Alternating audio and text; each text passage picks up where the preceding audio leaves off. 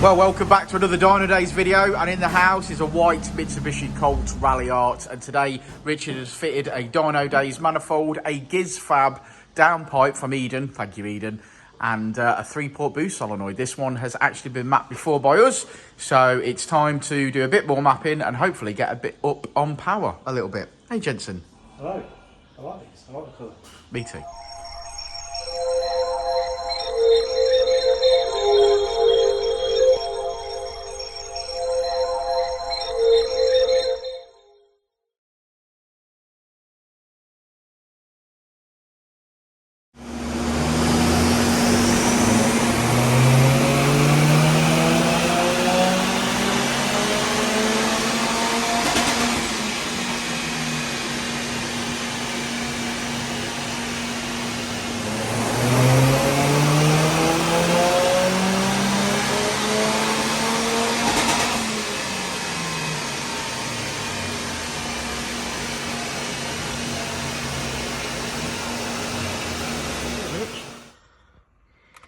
Better if you weren't poking that camera in my face. But I am poking this camera in your face. Can you just copy and paste a load of shit on there for me? I'm just going to copy and paste. Well, I don't really need to copy and paste, do I? Because obviously I'm just going to download the file from the internet. So there's no need to copy and paste, is there?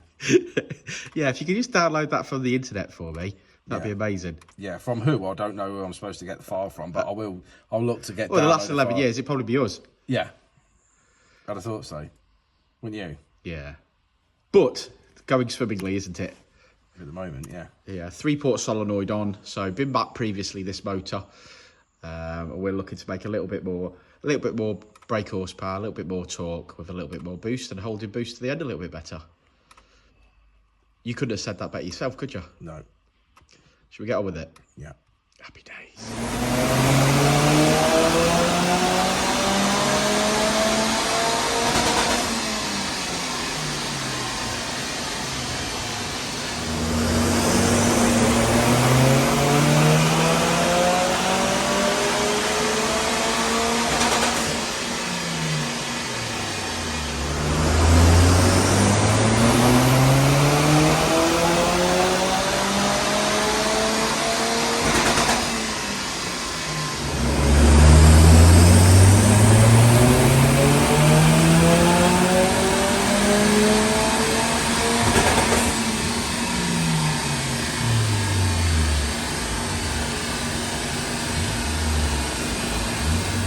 Well, Richard, you must be exhausted.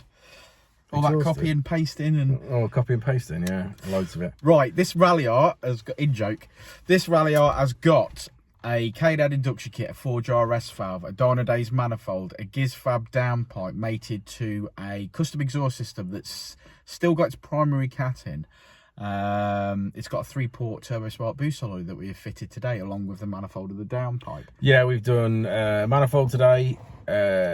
Instantly stood wanting to break, and another bolt in the top wanted to stuck. Tried to take the downpipe off, and stood on that one was also stuck. So that was 3 bolts we got stuck in the turbo housing. Luckily, when we were doing a lot of these, to be fair, we did have turbo houses in stock that were all drilled out and ready to go, basically, and tapped out.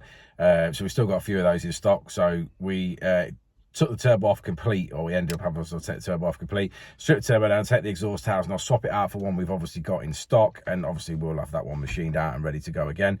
Swapped all that over, fitted the manifold whilst it was on the bench, 'cause it's easier to do the 3 bolts on the manifold whilst it's out. So we did that, refitted it, we put the downpipe on. To be fair, this one, probably the first one in probably the last 5 we actually fitted.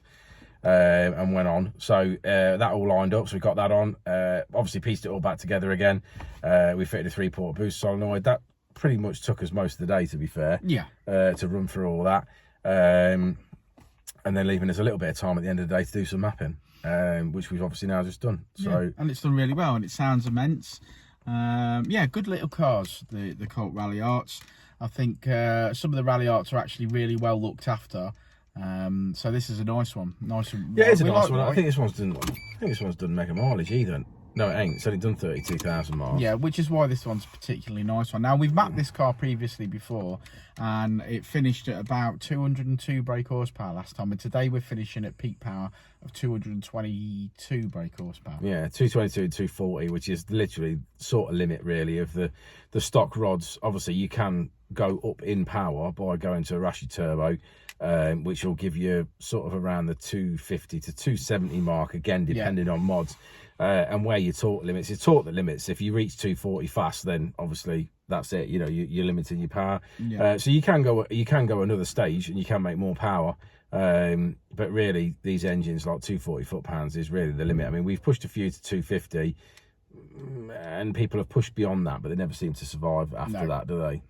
So I think that's you know, important as well to note that once a car has been tuned to that sort of level, not to be making hardware changes without a map. Yeah, that's the biggest problem. So if we push on to if a car leaves here with 220 brake and 240 foot-pound of torque, and then you go and make a load of hardware adjustments like intercoolers, boost pipes, bigger exhaust, that is not how that's done. That's asking for trouble. So it is asking for trouble. When you get these cars mapped, once they're mapped, if you're going to make hardware adjustments, let's make sure that they're getting mapped and safe immediately afterwards, not ragging around for 6 months and saying it was okay. Yeah, well, we did have that, didn't we, this week, to be fair, saying they made some hardware changes. Been driving it for 6 months, it's been fine.